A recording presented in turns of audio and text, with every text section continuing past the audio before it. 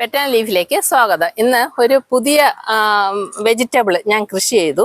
അത് ആദ്യമായിട്ട് അതിൻ്റെ വിളവെടുക്കുകയാണ്. അത് നിങ്ങളെ കാണിക്കാമെന്ന് വിചാരിക്കുകയാണ്. ബട്ടർ നട്ട് സ്ക്വാഷ്. ഇത് നമ്മുടെ ബട്ടറിൻ്റെ ഘടനയും നട്ടി ടേസ്റ്റും ആയിരിക്കും. അതിൻ്റെ ആകൃതി നോക്കി നല്ല ഭംഗിയാണ്. നമുക്ക് വേണമെങ്കിൽ ഇതിനെ മത്തങ്ങയുടെ ചേച്ചിയെന്നോ കസിനെന്നോ എന്ത് വേണമെങ്കിലും വിളിക്കാം. ഒരു മത്തൻ്റെ ബന്ധുവാണ്. ആ മത്തങ്ങ നമ്മൾ എന്തിനൊക്കെ ഉപയോഗിക്കാമോ ആ ഉപയോഗത്തിനെല്ലാം നമുക്ക് ഇത് ഉപയോഗിക്കാവുന്നതാണ്. ഇതിൻ്റെ ആകൃതി കണ്ടോ, അതിൻ്റെ ആ ഒരു ഭംഗി. ഇത് നോക്കിക്കേ. അടുത്തത് ഇത് താഴെ നമുക്ക് പടർത്തി വളർത്താം. ഇങ്ങനെ മുകളിലോട്ട് പന്തല് കയറ്റി വിടുകയും ചെയ്യാം. പന്തല് കയറ്റി വിട്ട് കഴിഞ്ഞാൽ നമുക്ക് ഈ ആകൃതിയിൽ നമുക്ക് കിട്ടുള്ളൂ. ഇങ്ങനെ ഫ്രൂട്ട് കവറൊക്കെ ഇട്ടതിന് ശേഷമാണ് ഇത് കിട്ടുന്നത് കേട്ടോ. അല്ലെങ്കിൽ നമ്മുടെ വെള്ളീച്ചയും മറ്റ് പ്രാണികളും ഒക്കെ ഇതിനെ കൊണ്ടുപോകും. ഇത് കണ്ടോ, വെള്ളീച്ച പിന്നെ കായീച്ച പിടിച്ചേക്കുന്ന കായീച്ചയുടെ കെണിയാണ്. അതിനകത്ത് ഇഷ്ടം പോലെ കായീച്ച വീഴും. പക്ഷെ ഇതിനകത്തൊരു കുഴപ്പമെന്ന് പറഞ്ഞാൽ ഇതിൽ കായീച്ചകൾ മാത്രമേ വീഴുകയുള്ളൂ.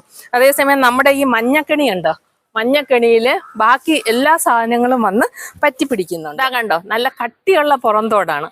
അപ്പോഴേ ഇത് മാസങ്ങളോളം നമുക്കിത് സൂക്ഷിച്ചു വെക്കാൻ പറ്റും. പുറന്തോടിന് ഏകദേശം ഈ നിറം വരുമ്പോഴാണ് നമ്മൾ വിളവെടുക്കേണ്ടുന്നത്. ഇത് കണ്ടോ, ഇതിന് ആ നിറം വന്നിട്ടില്ല. വരുമ്പോഴാണ് അത് വിളവെടുക്കേണ്ടുന്നത്. ഇത് നമുക്ക് ഇനി അകവശം ഒന്ന് നോക്കാം ഇതെങ്ങനെ ഇരിക്കുമെന്ന്.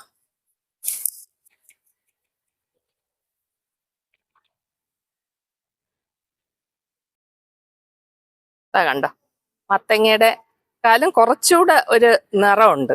മത്തനേക്കാളും കുറച്ചുകൂടെ മധുരവും ആയിരിക്കും എന്നാണ് പറയുന്നത്. നമുക്ക് ഒന്ന് കഴിച്ചു നോക്കാം. ഇത് പഴുത്ത് കഴിയുമ്പോൾ നമുക്ക് ഫ്രൂട്ടായിട്ട് ഉപയോഗിക്കാം. നമ്മുടെ പപ്പയ്ക്കയുടെയൊക്കെ രുചി ആയിരിക്കും എന്നാണ് പറയുന്നത്. ഒന്ന് ടേസ്റ്റ് ചെയ്ത് നോക്കട്ടെ. ഒരു പപ്പയ്ക്കയുടെ ഒക്കെ ഒരു കുറച്ച് മധുരവും അല്ലേ?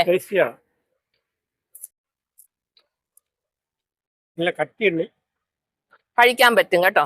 നട്ടി ടേസ്റ്റ് ആണെന്ന് പറയുന്നത് വെറുതെ അല്ല, നട്ടി ടേസ്റ്റ് തന്നെയാണ്. തണുത്ത കാലാവസ്ഥയിലാണ് ഇത് കൂടുതൽ കൃഷി ചെയ്യുന്നതെങ്കിലും നമ്മുടെ കേരളത്തിന്റെ കാലാവസ്ഥ ഇതിന് വളരെ അനുയോജ്യമാണ്. അപ്പൊ നമുക്ക് ഏകദേശം പാകമായ ഒരെണ്ണം കൂടെ നമുക്ക് എടുക്കാം. അപ്പൊ ഈ പരുവത്തിന് ഇതിന്റെ അകവശം എങ്ങനെ ആയിരിക്കും എന്നും കൂടെ നമുക്കൊന്ന് നോക്കാം.